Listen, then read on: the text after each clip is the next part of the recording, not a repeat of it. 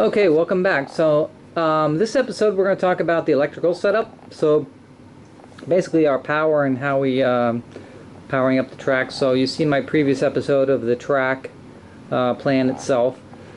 So what we have here basically is for actual power. We have a ZWL transformer here.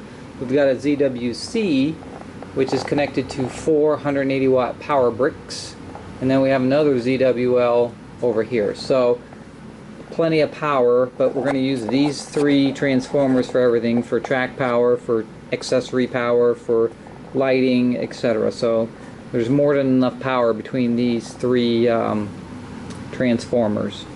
What I did on this particular layout is, because I sort of have this center opening here, I decided to use that as my break into two power districts. So on the left hand side of the layout I'm one power district, and on the right I'm a different power district, and I basically powered them to one of the A handles on the ZWLs. So this ZWL handles the power district 1, and then this one over here is power district 2.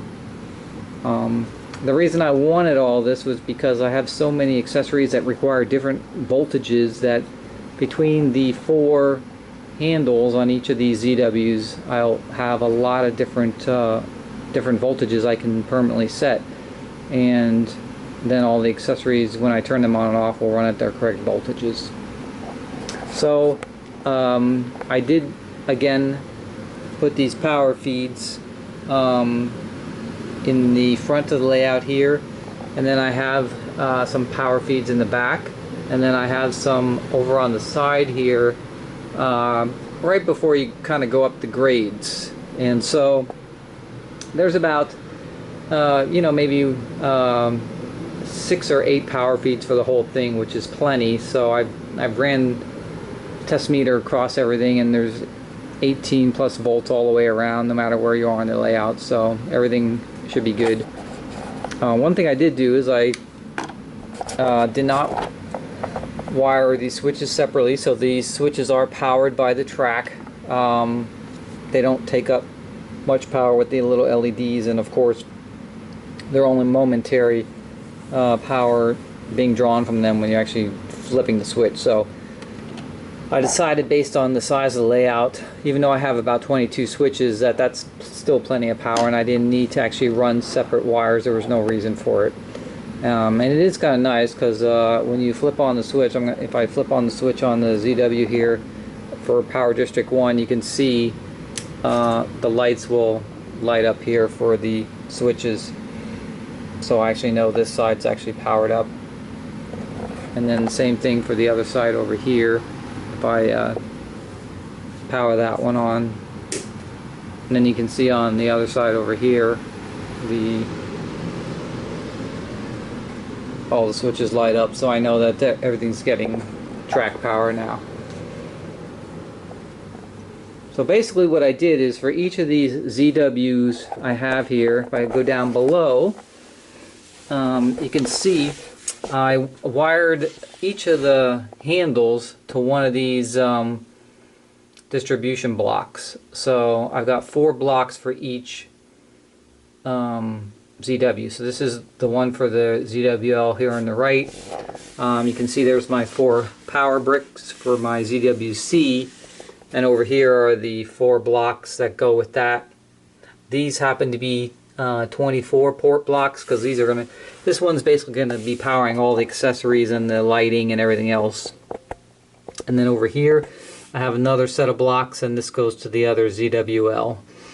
So basically I just run the wires through the holes here. I just have some big holes on the one side here and also on the other.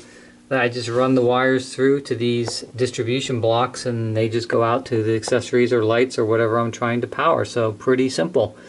You can see here's all my LCS stuff, which we'll get into in another episode. But basically I just pull in the different distribution points around the layout that I want to put some power drops, and they just come back here. And I'm using 16 gauge. So basically, there's plenty of power going all the way around. You can see each one of these, actually, the distribution blocks, all the commons are tied together because I'm doing, you know, obviously I used 2 power districts and the transformers are all in phase, and so they're all tied together. So no matter where I tie in a ground or a common, doesn't matter where I do it on the layout, it all connects together because they're all tied together.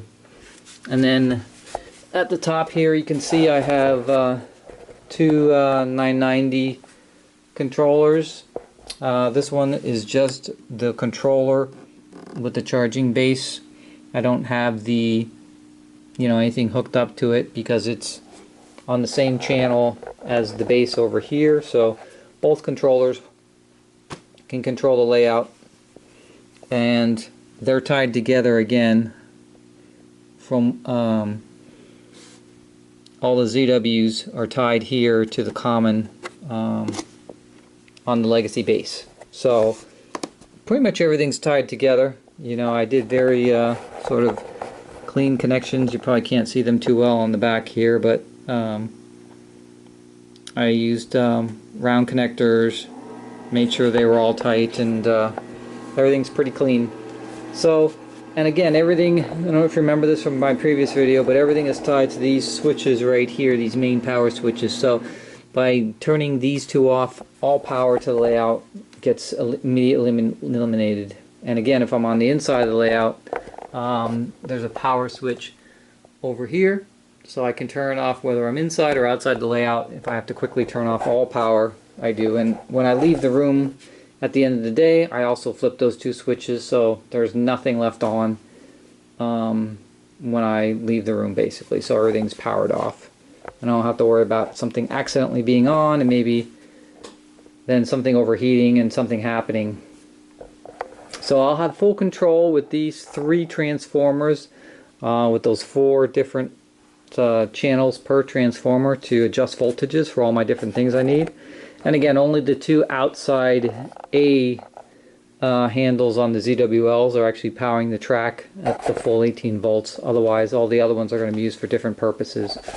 So some have to power the LCS modules, some will be used for lighting, things like that.